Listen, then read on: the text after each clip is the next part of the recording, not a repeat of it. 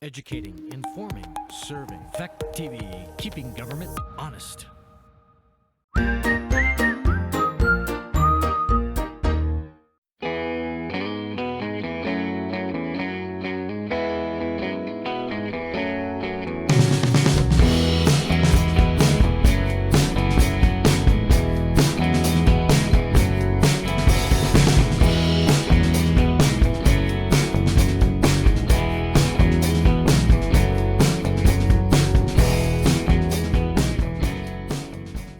Good evening and welcome to the Bellows Falls Village Trustees special meeting. It's Monday, February 3rd, 2020 and 6 o'clock, and we are here in the third floor of the town hall meeting room.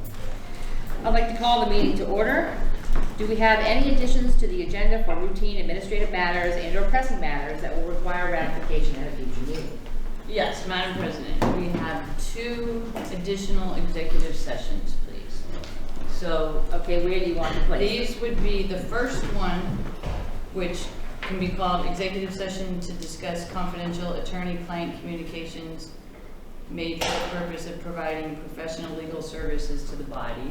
Okay, that's fine. That would be after the first executive session. So that would become number 2 Okay, under all the right. executive sessions.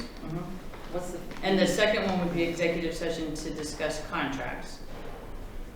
All right, so. And the 2 of those would be inserted between the 2 executive sessions that we have already. Oh, okay, so the first one we have is number 1, and the last one we have is number 4, and then 2 and 3. Oh, I got Exactly. it. Okay. Please. And It may be I don't know if there's most executive sessions per meeting, but we'll get 4 there. maybe, We might be maybe a there. record. I don't really know. We'll Definitely figure it out. check, we'll check, yeah. Yeah, well, let's check. Okay. All right, thank you. Public comment on items. Since we'll have executive sessions, we'll probably spend doing that. Yes, Mr. Reese? Yes, the only public comment I have, I'm very concerned about Officer Josh Paulette. He's been one of the most respected police officers in this community in years. And I personally, and my gut instinct was, I liked him from day one when I saw him marking cars on the street. And I believe he is the type of officer that this community needs. He reaches out and communicates with the people, the children, and you can talk to him. He's approachable, and I would highly recommend him, if possible, to be the next police chief of this community. Okay, Mr. Reese. Anyone else? Mr. Mitchell? Oh, I'm sorry, sure, if you could give your name to. I'm sorry. My name is James Van Etten. I personally know Mario Checky. Those of you that don't know me probably know my parents from the past. North Walpole is where I grew up. I'm here concerned, and I need to inform you guys of a few things about one of your residents in this town that actually fears for his life. And to sort of attest to Mr. Checky's worthiness, if you were considering him as a police chief. I knew him growing up, and I also know about his incident in New Hampshire when he was fired for domestic abuse, and somehow he ended up being hired here. I'm sure everybody knows that. The point I bring up now is I have a very good friend. Number one, I retired from the Marine Corps 20 years. Retired as a gunnery sergeant. I'm not afraid to speak the truth. And I'm trying to save you guys and help you guys a lot. And whoever the manager is of this town, if they need to speak to me in the end, I will. I'm coming forward for a very good friend that lives in this town. And he has gone and approached Mr. Checky with criminal offenses, both federal and state offenses against him. And Mr. Checky has refused to do anything out of fear, I'm assuming, because it pertains to your prior chief and a person he's dating right now. This person has been threatened if he comes forward. He's turned around and gone to the state police, and the state police said, you gotta go back to Bellows Falls. Mr. Checky has refused to do anything about this. I've told this guy he needs to get the best daggone criminal lawyer there is, because you're talking malfeasance, and you're talking dereliction of duty, and it's gonna affect this whole town. And to have a police chief that Lady Justice sees no creed, color, or sex. And if a man is supposed to lead your town and he has credible knowledge of felonies and will not forward or investigate these because he's intimidated by someone in this town, I'd highly question that person that holds your position. What you do is up to you. I'll gladly leave my name for the town manager. I won't mention this person's name here in this room, but you can gladly get a hold of him. I was told that would be the next step when the Bellows Falls Police Department won't handle it. But I'm talking federal charges as well as state. And he's intimidated because of Mr. Lake and the person he's with now. And I hate to see this town go down that path. And I would question the leadership of any officer that would not do it because he's intimidated. Thank you. Yeah. Thank you very much. Is there anyone? Mr. Mitchell? A couple of things. First, I sent a few years an article called Only in Vermont. It's the FBI statistics that list 10 of the most, quote, violent cities or towns in this state. It just came out today in today's paper. What I had to laugh about was Barre, Vermont is considered the most violent town. Burlington is considered the least. Bradford's in there. Little Lindenville, Vermont is in there. Per capita, they're talking crimes per capita. Now, if you stop to think, over the last 14 years, we've heard how I turn in the most drugs in this town. We have violent crime, sex assaults, robberies, muggings. None of that's in the paper. Bellows Falls didn't even make a blip on the radar. And I would submit to you that's because figures don't lie, but liars can figure. And the stats didn't get put in there. We don't have press releases. We don't know what's going on in this town. Now, as far as Mr. Van Etten goes, who just spoke, I've spoken with the individual who was letting this certain woman stay in his house. She breached his home the other day while he was in school teaching. And she took a computer, the very computer that she was using to text back and forth, all kinds of things that I've read that they don't know that I've read. So we have a real problem here. Now, I've also spoken with the New Hampshire State Police as of today. And they said, yes, we're very well aware of Mr. Chechi. Yes, we know everything. And I've asked him, why wasn't he prosecuted?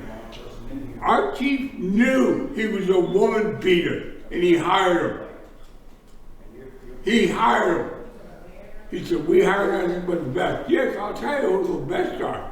Josh Paulette, the Untitled Chapter. They're the best. I'll tell you, this man right here, Sergeant Dave Evers, you couldn't trust him as far as you could throw him. He's the keeper of all the secrets in this town. Mr. Mitchell? I'm sorry to say you remiss us. Thank you for your comments. Is there anyone else who should have a quick?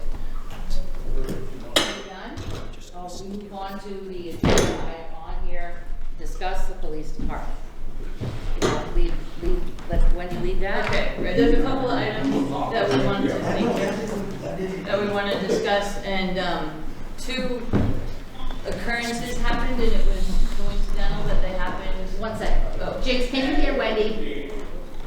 No. No. Would you move these down to the end of the table? The donuts are blocking. The donuts are blocking your audio. Okay, can you hear me now? You're really getting about police. Yeah. Nice. Okay, can you hear her now? Yeah. Okay. Okay. Two things happened. It was found out that Sean was not interested in being the acting chief anymore, and it was found that Josh Paulette is currently under non-disciplinary suspension. Those are not related. I just want to say that up front. Those occurrences are not related. The first thing I'd like the board to do is hear from Sean, please. Where he's here? He's there. There he is. Because I think it's important that you know why he doesn't want to do the position anymore. I would like him to continue. He has declined multiple times, so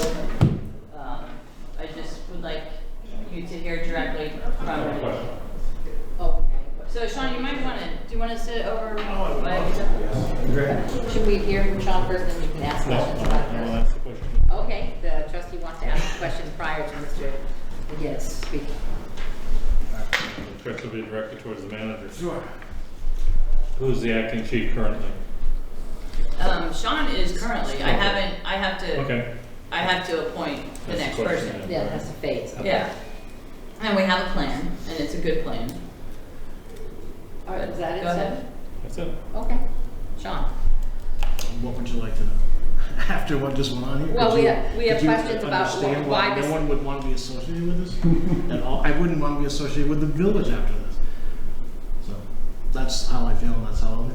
And that's your reason for asking to step down? Absolutely. Okay. Does the board have any questions to that? So you wouldn't consider sticking around? Then? Absolutely not. Absolutely not. Yep. I mean, you are going to remain our fire chief, yes? Sure. Doesn't sound very See how- stable. We'll see how the rest of the meeting goes. Okay. Anyone else on the board? Yes? Anyone else? Okay. All right, then that's all we have for that. Okay, well, since you didn't convince Sean, I'm going to appoint Sergeant Bemis, and I am happy to appoint Sergeant Bemis acting chief. I have full confidence in him. He's switching his time, his schedule to days, so that he can be here. So I appreciate that accommodation very much. He's one of 2 supervisors in the department, and he also has the most seniority. And again, as I said, I have full confidence in him. And so he'll stay at the meeting tonight too, to be So able to the answer effective date questions. of the transfer is Well, probably tomorrow morning. 2/4. I mean, it'll be as soon as I get a memo out. Does the board have anything they wish to say to the appointment of Officer Bemis, Sergeant Bemis, to acting chief? I guess, question for you, Dave, Sergeant or Chief. Are we gonna look into keeping the issues that we do have now down? Stuff that's happening, that shouldn't be happening, stuff like that? Are we gonna address this, or is, There are several issues that we need to address, and we're going to address all of them okay, during the time. Yeah, maybe we need to talk about expectations, and feel free to chime in. The challenges that are in the police department are not new. They have developed over years, months at least, probably years. I, as you know, began addressing them a few months ago, and I will continue to address them. There are bumps in the road. When you start uncovering things, you can't pick and choose what you're going to pay attention to. You got to pay attention to what's the most pressing, but you have to address all of them, all of the issues that are discovered, and that's what we're doing. Because many of them are confidential or in process, we can't discuss them in public, but I'm telling you everything that I can. So you cannot expect that an acting chief will be able to make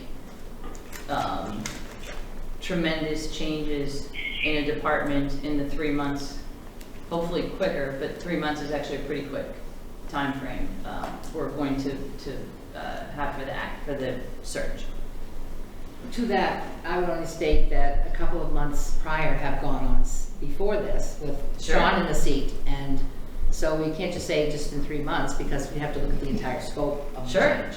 So I know that some things have been addressed, the food changes and that sort of thing, but not significant stuff, but stuff that could have an impact significantly later on down the road as things progress. Definitely. So, all right, does anyone have anything else to say on the board level concerning this change that they wish to say in public? Yes. I would just add that I'm supportive of the manager's decision, and you know, let's wish Sergeant Venus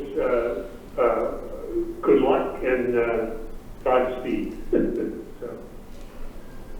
Thank you, James. If that's all, is there any other subject you need to cover under this open item?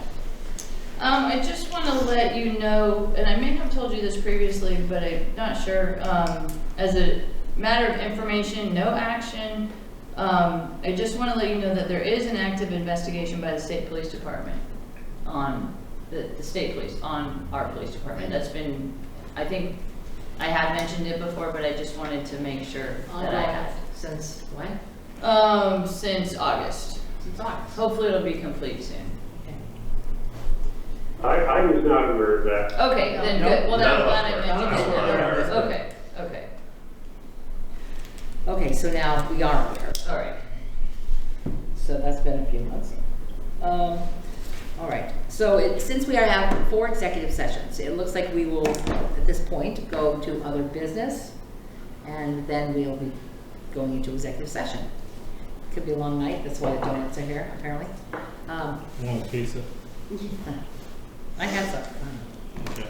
All right, so any other business, start with, I'm all set. all right. I have a couple of things. I would like to say, thank you for your service, Sean. Thank you. Yes, I know it's thank you, been Sean. difficult. 2, want to make sure that we have the Let's Take Action is February 13th, because we won't be here on the video. So to make sure people see that, that's only a couple weeks, less than 2 weeks away, 10 days. And last, having also being part of the WNESU, one of the considerations is wanting to find other dwellings, right? Well, there's one of the holdback in the location that they're looking at has to do with the lighting in Hetty Green Park. The light is either out, or there is a tree that I know that has been set for to move for, take down for a year. The street light you're talking about? The light that's in the Hetty Green Park. Okay. It's dark. People who go to who work at the middle school have said they've been escorted by other people into the parking lot because of the darkness of that lot. Okay. Yeah. And there might be other parking lots, whether owned by the village or the town, municipal lots might have the same issues of lack of lighting. So that's a deterrent. Any illumination in that parking lot? What, any at all? In that parking lot. The only This- illumination we have. There was a light in the corner, so. Yeah, it broadcasts up on the flag. I know, That's the so only light, so. that's But I it. thought there was something in the parking lot. So There is one, I'm pretty sure it's covered by a tree. I went down and looked at it a while back. There is a light that's in the very back of the parking lot, near the fence line, that there's still a tree there with some leaves on it. So I don't know, once that tree flusters with all its leaves, it's probably not effective. Not illuminated. So, and the issue I understand from the individuals that I spoke with, well, for one, that tree I think needs to come down. Either that or move the light. Okay?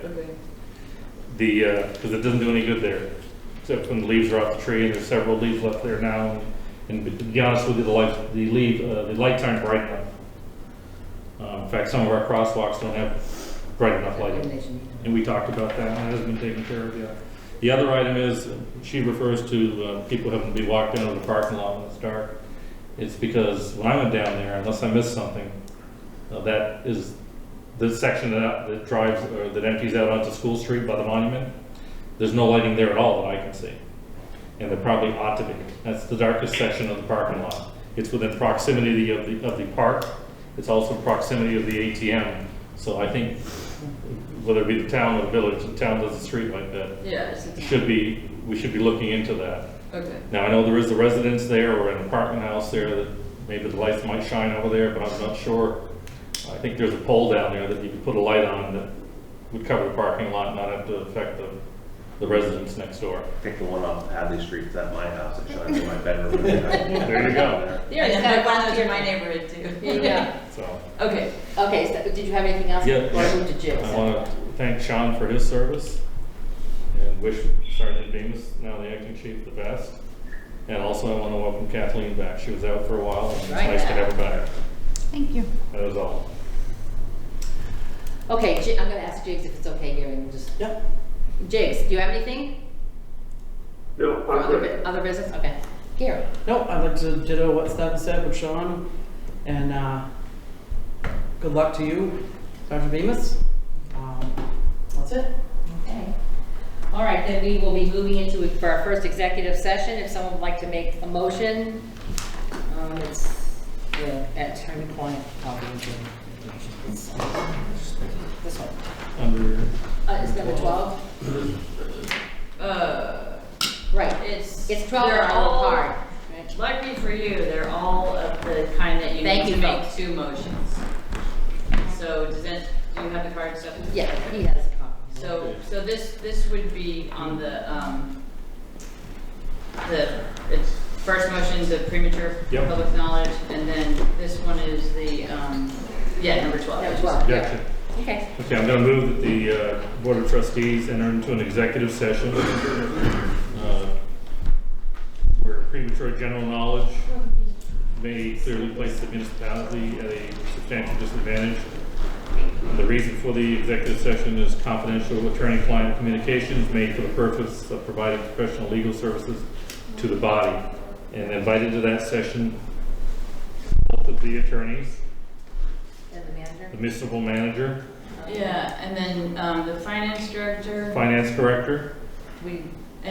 Sean, I mean, you You might have current knowledge until tomorrow. I would like you to stay for the next one. You don't necessarily need to be in this one.